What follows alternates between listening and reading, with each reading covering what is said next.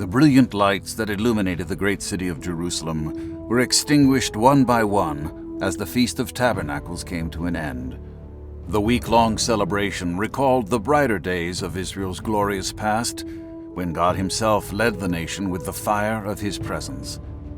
As things returned to normal, the people were reminded once again of the dark reality they now faced.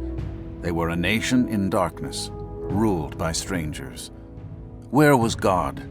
And when would the light of His glory return? The crowd grew quiet as Jesus stood to teach, but His first words left them stunned. "I am the light of the world." Jesus continued, unaffected by the astonished crowd. "Whoever follows me will never walk in darkness, but will have the light of life." His claim was bold, backed by the authority of God Himself. He was in the beginning.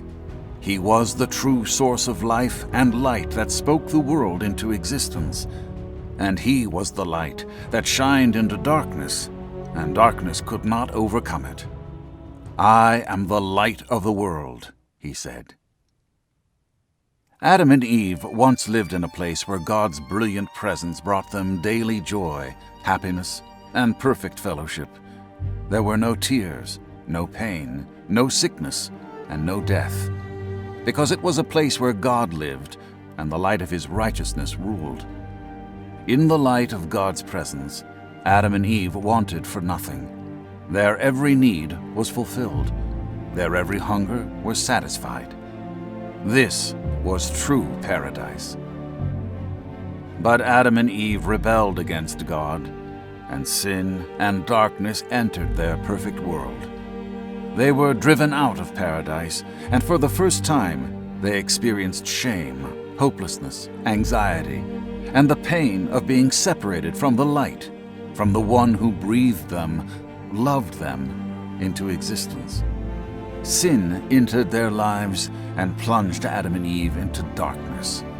From this moment on, they would know pain, suffering, and death. The sin of Adam and Eve was passed down generation to generation. Selfishness, destruction, and despair ruled the hearts of all people. Sadly, the world became lost in sin darkness, and people, though they should have known better, chose to love the darkness rather than the light. With the light of God hidden, how could any be saved? But God in His mercy had a plan. He would enter into the dark kingdom to rescue all that was lost. The kingdom of God broke through the darkness and into humanity as a tiny baby, and the brightest star shone, heralding Him as the Messiah. There in the night sky of Bethlehem, light pierced the darkness, and the darkness could not stop it. Wise men and lowly shepherds alike were drawn to this strange and wonderful sight, and what they found astonished them. God had entered the world in human flesh as a baby boy. The light of God and His salvation had finally come.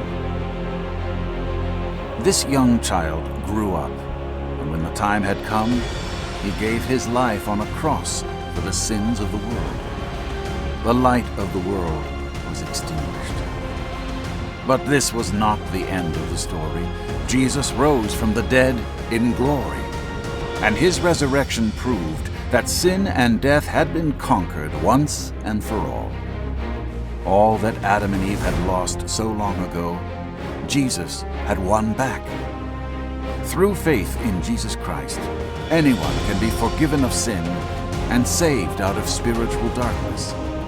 Jesus, the light of the world, has made salvation possible for us all.